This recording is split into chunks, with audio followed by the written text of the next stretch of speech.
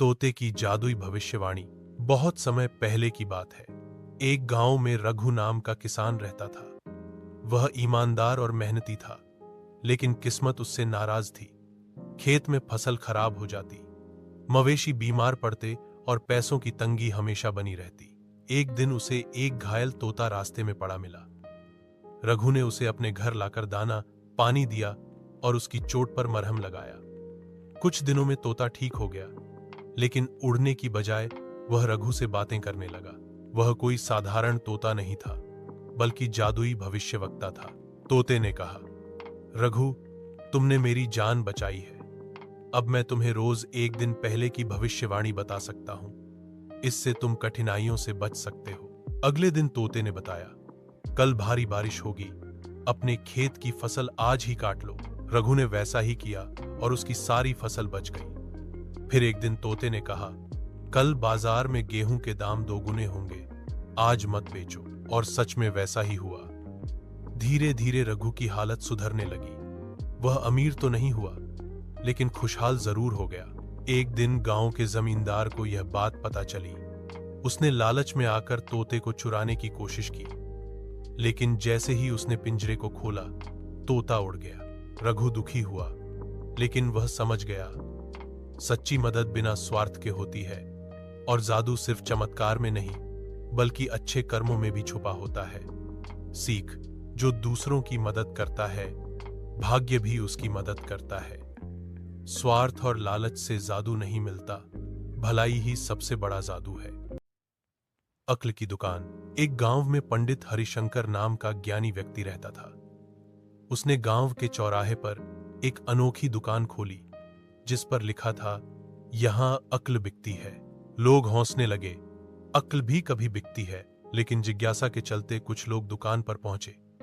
पंडित जी ने कहा, जो चाहे अक्ल खरीद सकता है, बस इसकी कीमत चुकानी होगी। एक किसान आया और बोला, मुझे अक्ल चाहिए। मेरी पत्नी कहती है कि मैं हर बार दूसरों की बातों में आ जाता हूं। पंडित जी ने कहा, कीमत है, एक बार खुद की गलती माननी होगी। किसान झिझका, फिर बोला, ठीक है, और वह अक्ल लेकर चला गया। फिर एक व्यापारी आया। पंडित जी ने कहा, तुम्हें दूसरों की सलाह सुननी होगी, यही कीमत है। व्यापारी ने सिर झुकाया और कीमत चुकाई। धीरे धीरे गांव के लोग समझने लगे कि अक्ल कोई चीज नहीं जो खरीदी जाए, बल्कि वह अनुभव, विनम्रता और आत्मज्ञान से आती है। कुछ दिनों बाद जब किसी ने पूछा, पंडित जी, आपने तो दुकान बंद कर दी। पंडित जी मुस्कुराए और बोले, अब सबको समझ आ गया है कि अक्ल बाहर नहीं, अपने अंदर मिलती है। शिक्षा, असली अक्ल खरीदी नहीं जाती, बल्कि जीवन से सीखी जाती है। जादू लहंगे का पेड़। बहुत समय पहले की बात है। एक छोटे से गांव में एक गरीब लड़की रहती थी, जिसका नाम था मीरा। मीरा बहुत मेहनती और ईमानदार थी, लेकिन उसके पास नए कपड़े नहीं थे। जब भी गांव में कोई त्योहार आता, वह उदास हो जाती, क्योंकि उसके पास पहनने के लिए सुंदर लहंगा नहीं था। एक दिन वह जंगल में लकड़ियां बीनने गई। वहां उसे एक अजीब सा पेड़ दिखा, जिसके पत्ते रेशमी और चमकीले थे। पेड़ के नीचे एक पत्थर पर लिखा था, सच्चे दिल से जो मांगे, इस पेड़ से मिलेगा उसे वही उपहार। मीरा ने आंखें बंद की और बोली, हे पेड़, मुझे एक सुंदर लहंगा चाहिए, ताकि मैं भी त्योहार में खुशी से शामिल हो सकूं। जैसे ही उसने आंखें खोली, पेड़ की एक शाखा से एक सुनहरा लहंगा नीचे गिरा। वह खुशी से चिल्लाई और भगवान का धन्यवाद किया। मीरा ने वह लहंगा त्योहार पर पहना, लेकिन कभी घमंड नहीं किया।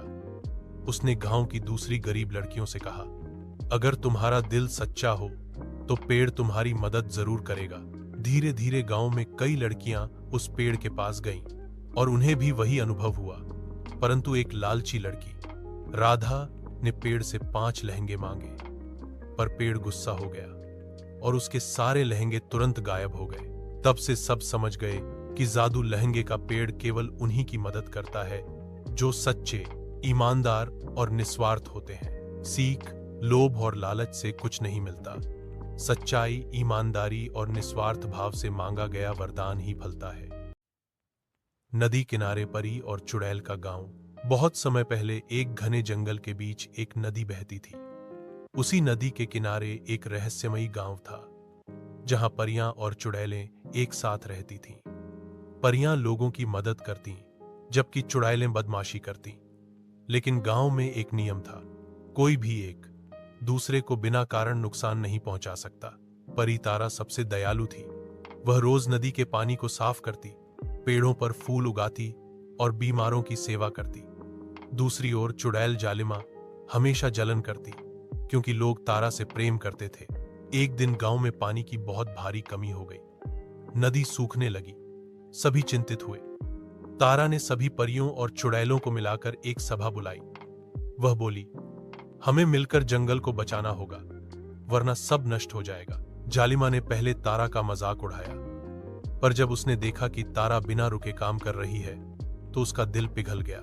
पहली बार उसने एक पेड़ को पानी दिया और एक घायल हिरण की मदद की। धीरे धीरे जालिमा बदल गई। चुड़ैलें परियों के साथ मिलकर जंगल की सेवा करने लगी। नदी फिर से बहने लगी। गांव फिर से हरा भरा हो गया। सीख, मोराल: अच्छाई का रास्ता मुश्किल हो सकता है, लेकिन सच्चे प्रयास से कोई भी बदल सकता है। नफरत को प्रेम से जीता जा सकता है। यह कहानी बताती है कि यदि हम एकजुट होकर काम करें, तो कोई भी संकट बड़ा नहीं होता।